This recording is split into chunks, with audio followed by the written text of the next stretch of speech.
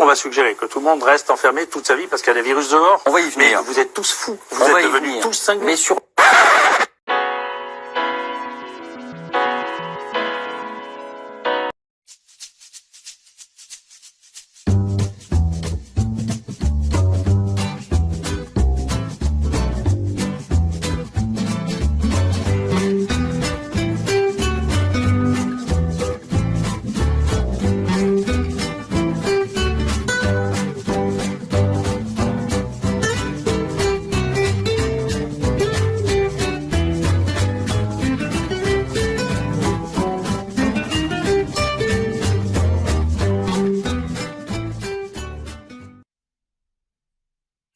Chers amis, bonjour! Je salue tous mes abonnés dans le monde entier, tous mes suiveurs. J'admire et je vous remercie de vos commentaires. Au revoir. Non, à tout de suite. Dans la description des vidéos, je mets beaucoup de notions encore, plus parfois que la vidéo, avec des liens. Prenez un peu de temps pour les lire et vous enrichir. À tout de suite. Chers amis, bonjour. Je vais faire un compte-rendu à propos d'un patient qui m'a été envoyé de Paris, en passant par Nanterre, grâce, bien sûr, grâce aux travaux, à la réputation. Ah, non, c'est dans l'autre sens. Voilà. Je vous recommande vivement, parce qu'en fait, ça répond aux questions, à toutes les questions. Vous voyez, qu'un cardiaque ou quelqu'un qui souffre de symptômes de stress, vraiment, il trouve des réponses et surtout la compréhension. Vous savez très bien que j'insiste sur le fait qu'il vaut mieux soigner la cause que la conséquence. C'est quoi l'histoire chez ce patient? Un patient en pleine forme, tranquille, un beau matin, il y a un changement de locataire dans son immeuble, et ce nouveau locataire, il fait des tapages nocturnes tout le temps, il l'empêche de dormir, il le stresse. Et quoi encore? Journée aussi. Même la journée. Il est à la retraite, il ne travaille pas? Oui, il ne travaille pas en plus. En plus. Mais il est baraqué, hein? Il fait peur. Oui. Et voilà. Alors, bien sûr, le patient ne dort plus, il est stressé, et ça a duré quelques 3-4 mois. Alors, je vous avais dit, chers amis, c'est très important. Tu ne peux pas changer les autres. Il lui a envoyé des lettres, il lui a envoyé quoi encore, des mails, des machins. Plus tu lui dis, plus il augmente, parce que l'ego, le mental, ne veut pas reconnaître ses torts, il veut toujours avoir raison. Voilà. Ça veut dire qu'il a un ego qui se met en face, et en fait, c'est un peu ça. Plus vous lui dites, c'est une question qui est plus fort, qui est plus faible, et voilà. J'espère qu'il va ralentir. Et oui, mais il paraît qu'il ralentit un peu pendant une semaine, mais la vraie nature réapparaît au bout de quelques temps. C'est un jeu de chat et souris. Alors, chers amis, ne laissez pas des situations de stress qui n'est pas sous votre contrôle. Dans la mesure où, je l'explique, le locataire, tu ne peux pas le contrôler. Une situation qui n'est pas sous ton contrôle, ça veut dire que tu ne peux pas aller taper le voisin, d'accord? Parce que d'ailleurs, le patient dit qu'il est baraqué, il fait du sport, et il est menaçant, d'accord? Et le patient, en fait, il a quand même inconsciemment un peu de peur quand même, hein? On le ressent en vous, et le peur, ça lui a pris au niveau de la sphère rythmique. J'explique tous les mécanismes là-dessus. Alors, qu'est-ce qui s'est passé? Mon patient, donc, au bout de quelques mois, sous pression, sous tension, paf! Au lieu de taper le voisin, il a tapé dans son cœur. Et son cœur commence à taper. Il dit, docteur, je sens le cœur taper. Il tape. Et irrégulièrement. Donc, le patient a passé une arythmie, une fibrillation. Il avait d'abord quelques extrasystoles. Et un tachycardie. Tout est lié, parce que c'est la décharge d'adrénaline, de contrariété. Et la tension monte. Voilà, donc la tension commence à monter. C'est un message. Je vous dis, attention, les chiffres. Vous n'avez pas écouté les chiffres, vous avez pris des médicaments. Or, les médicaments ne soignent pas le feu, ils étouffent un peu la fumée. Et malgré les médicaments pour abaisser la tension, puisqu'on n'a pas résolu le problème, un stade de plus, il est passé en arythmie. Et l'arythmie, c'est grave. Pourquoi? Parce qu'en cas d'arythmie, on peut envoyer un caillou dans la tête et on devient hémiplégique. Vous avez quel âge? J'ai 67 ans, bientôt 68. Voilà, donc il est éligible d'anticoagulant, il faut l'anticoaguler. Alors, voyez-vous, chers amis, dans quel monde nous vivons? Quand tu ne peux pas taper sur le voisin, en fait, c'est l'agressivité que tu vas la retourner contre toi. Tu vas taper toi-même et tu tapes et ton cœur tape. Voilà. C'est simple. Combien de fois j'ai entendu des fonctionnaires disent « Ah, si je pouvais taper mon patron, si je pouvais les tuer ». Il y a de la violence dans nos relations actuelles. De plus en plus. Alors, de nos jours, qu'est-ce qu'il faut faire? Retour à la nature. Étant donné que vous êtes à la retraite et que vous êtes locataire, il faut voir un peu ce que vous pouvez dans votre vie. Sinon, eh ben, c'est l'arythmie cardiaque, la maladie, l'embole. Alors, le patient me pose la question, et si la tension monte, dois-je prendre des médicaments? Ben non, chers amis. Qu'est-ce qu'il faut faire? Soigner la cause. Parce que nous, avec nos médicaments, on soigne la conséquence. Voilà, peut-être aussi, on peut penser autrement. Peut-être ce voisin, c'est un messager divin aussi, pour vous dire, écoute, Hubert, écoute Hubert, qu'est-ce que tu es en train de moisir ici à Nanterre, fous le camp, et c'est peut-être un messager qu'il faut donner à vous aussi un coup de fesse, et hop, allez, à la nature. Ah oui, non, il faut méditer là-dessus, il prend les choses philosophiquement. Les voix de Dieu sont impénétrables. Oui, c'est ça. Voilà, chers amis, comment il faut prendre les choses. Donc, je reprends ici des sujets que j'avais expliqués dans d'autres vidéos. Quelles sont les 2 questions à poser à votre cardiologue en cas de fibrillation? Vous avez fait une fibrillation. Ben, les 2 questions, c'est quoi? Docteur, est-ce que j'ai un cœur normal ou il y a une maladie dans le cœur? Est-ce qu'il y a une valvulopathie mitrale? Ça veut dire au niveau de la valve mitrale, d'accord? Il ne se ferme pas bien, ou il est altéré, ou lésé. Docteur, est-ce que j'ai un cœur normal ou j'ai un cœur pathologique, un cœur où il y a des problèmes? Apparemment, vous avez un cœur normal. Mais il peut fibriller parce que tu ne peux pas taper contre le voisin. Voilà. Et voilà. Et 2e question, docteur, pourquoi est-ce que je dois prendre des anticoagulants maintenant à vie pour fluidifier le sang? Voilà. C'est obligé parce que dans 5% des cas, vous voyez, à peu près, eh bien, un cas d'arythmie, dans l'oreillette, si je prends ici l'oreillette, est-ce que vous voyez, chers amis? Là, vous voyez, comme ça c'est le ventricule, et là, c'est les oreillettes ici. L'oreillette, elle va devenir comme un ballon, et dedans, le sang va un peu stagner. Et il y a un petit doigt de gant ici, on appelle l'auricule, c'est un doigt de gant comme ça. Non, qui est là. Je ne sais pas pourquoi le concepteur l'a mis ici, on se demande. C'est là dans l'oreillette, on appelle l'auricule, et dedans, le sang stagne. Et ça fait des caillots qui partent dans la tête, et ça fait de l'hémiplégie. Donc voilà, chers amis, qu'est-ce qu'il faut faire? Rejoignons Henri IV qui a dit « Retour à la nature ».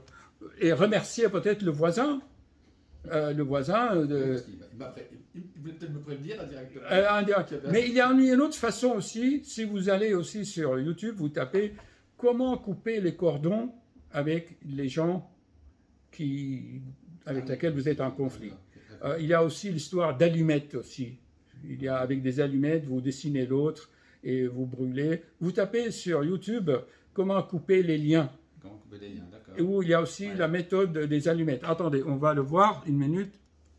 Ah, j'ai trouvé, vous tapez sur Google, sur YouTube, la technique des petits bonhommes, au pluriel, allumettes.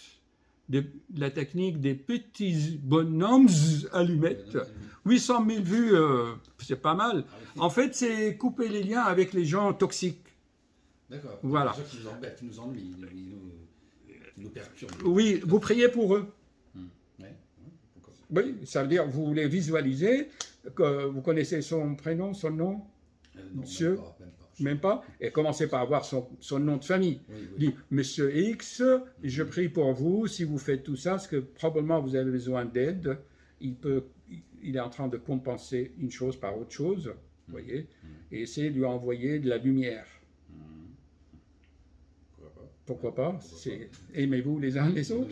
Oui, tout à fait. Aime ton ennemi, au lieu d'aller...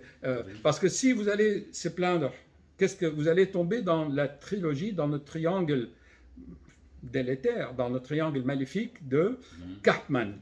C'est-à-dire, vous êtes victime, vous êtes persécuteur, c'est Monsieur X, et vous venez voir les médecins comme sauveurs. Voilà. Alors maintenant, si vous allez vous plaindre à droite et à gauche, vous allez devenir le persécuteur de persécuteurs. Lui, il va devenir victime. Et les médecins, qu'est-ce qu'ils vont faire dans tout ça? Ils vont vous rendre votre responsabilité. Soyez responsable de votre vie. N'allez pas aller voir les médecins. Alors, le patient, pour finir, ça fait 9 minutes, il commence aussi à avoir des acouphènes et des plans de sommeil. Oui, mais qu'est-ce qui se passe? Parce que les bruits inconscients, on serre la mâchoire, on se crispe. On se crispe et on écrase le nerf trijumeau ici. D'accord? Alors, les diamants dans mon livre, c'est que cette crispation génère toutes les maladies, en fait. Je l'explique même dans ça, on appelle ça les tensions au niveau des nerfs corporels. Les nerfs corporels vont transmettre des messages au cerveau et le cerveau se met en état de défense. Et on serre les dents, on fait monter les pressions, on se met en arythmie parce que la fréquence cardiaque est perturbée. Parce que quand vous crispez, vous bloquez la respiration. Et ce qui contrôle le rythme cardiaque, c'est le rythme respiratoire. Combien de fois je l'ai expliqué, hein? Donc, vous crispez. C'est la première chose, inconsciemment. Je fais beaucoup de vidéos là-dessus. D'accord. Donc, c'est intéressant tout ça. D'accord? Alors, surtout, ne mettez pas de boule de caisse. C'est vraiment... vous mettez pour un jour ou deux, mais moi, j'ai connu des patients qui ont mis des boules de caisse pendant 30 ans. Ils sont devenus sourds, hein, ou ils sont devenus fous. Hein. Ah oui. Voilà, chers amis, des questions, des commentaires? Non, mais écoutez, je crois que vous m'avez dit pas mal de choses. Et maintenant, ça devient, vous êtes là pour ça. Réel, ça devient voilà, alors... je vais faire en sorte que... Ah oui. D'abord, connaître son nom et adressez-vous à lui. Et je pense qu'un jour... Moi, un jour, j'ai vu un patient comme ça. Eh bien, il a acheté un moquette pour son voisin de 3e. Parce que sa femme marchait avec des talons. Ah oui. Eh oui. Ah, il a acheté... C'était moi quand j'étais étudiant. J'ai investi 50 francs à l'époque. Ah ouais. Je dis, il y avait un étudiant en dessous de moi, je lui ai acheté une moquette. Je dis, maintenant tu marches avec ça. Ouais.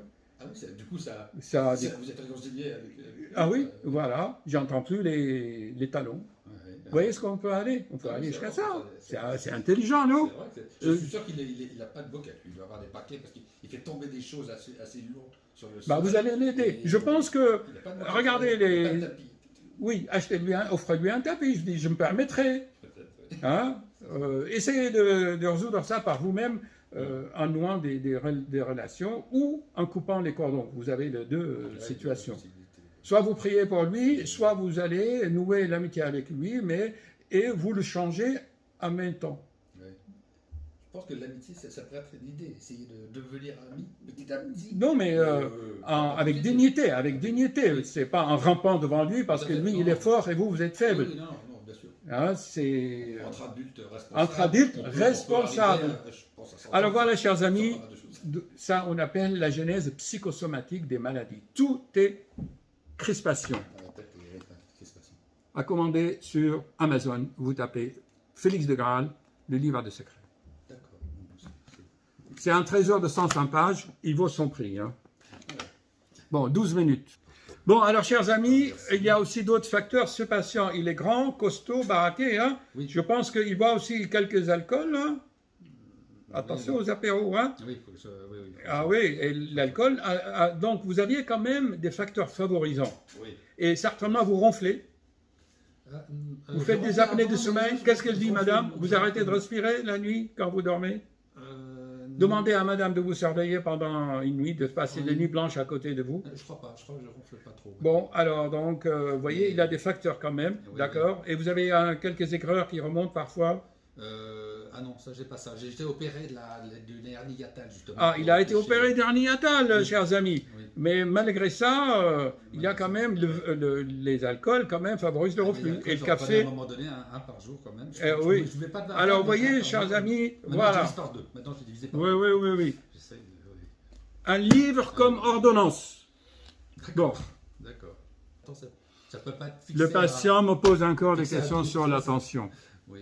C'est L'attention chez vous, parce que vous dormez pas bien, vous êtes contrarié et vous avez un peu de surpoids, il y a l'alcool qui fait monter la tension, il y a le rythme de vie. Oui, Sauf quand je reprends. voilà. Donc, C'est pas tout le temps. le patient veut qu'on lui ajoute des médicaments pour traiter sa tension, alors que le meilleur médicament, c'est petit à petit résoudre le problème avec le monsieur. Et vous êtes protégé par le traitement. Vous avez donc un bêta-bloquant et vous avez l'autre médicament qui dilate. Vous avez deux médicaments. Oui, oui, métabloquant, c'est anticoagulant. Sotalex. C'est Sotalex. Voilà. Oui. Donc vous êtes protégé. D'accord. Alors maintenant, vous voyez, la peur, il va se créer des scénarios dans la tête. Si la tension monte, si la tension baisse, qu'est-ce que je dois faire? Voilà. Et il occulte vraiment la stratégie, comment solutionner son mode de vie. Il n'a pas compris que c'est son mode de vie qui a déclenché ça. Ouais. C'est votre façon de vivre et de penser. Oui, peut-être. Vous vouliez taper sur le voisin, aller le punir, écrire des lettres, se plaindre, taper avec le manche de balai. Voilà. C'était ça votre J'avais fait stratégie. au début, j'avais fait. Maintenant, au lieu de taper avec le manche Maintenant, de balai, je vous fais- tapez ensuite dans votre cœur. Ouais. C'est ça, mode de vie, art de vivre. Mais lui, le patient revient toujours à son idée, il a levé le là. Ah, et les médicaments, et les médicaments. Les médicaments ne vont pas te donner le bonheur, ni la paix de l'esprit, ni la paix de l'âme, ni la sérénité, ni la sagesse. Voilà, on peut vous aider un tout petit peu, mais la solution... J'ai encore une dernière question. Oui. Si je me blesse, enfin si le sang, je ne sais pas quand je me Il coupe y a- avec un couteau, du coup, comme je suis sur anticoagulant, Oui. ça ne va jamais se Alors, c'est coaguler. comprimé Comprimé. pendant 20 minutes. D'accord? Il y a D'accord. deux sortes d'hémorragie. Ah, d'accord. Soit externe, les dents, on peut comprimer, soit externe, on peut comprimer, et vous, On comprime ou pendant soit, au moins 20 minutes, voilà, puis après ça passe. et ça passe, voilà. Il ne coagule pas, mais Il aura la croûte, et puis c'est tout. D'accord. Ok. Voilà. C'était la question. Et si vous continuez à boire de l'alcool, à se non, stresser, à mettre des boules de caisse, Je sais. vous allez avoir un ulcère à l'estomac, votre hernie hiatale, même si opérée, elle récidive, elle va saigner de l'intérieur. Ouais. Et là, vous observez vos selles, Ah s'ils oui, sont noirs. Je sors dans les salles. S'ils sont noirs, c'est que vous saignez. D'accord, oui, ça, je suis je me fais tous les 2 ans le... Oui. le- Allez, on arrête parce que ça Oui, fait oui, un oui. quart d'heure. Un jour, vous aurez l'élimination.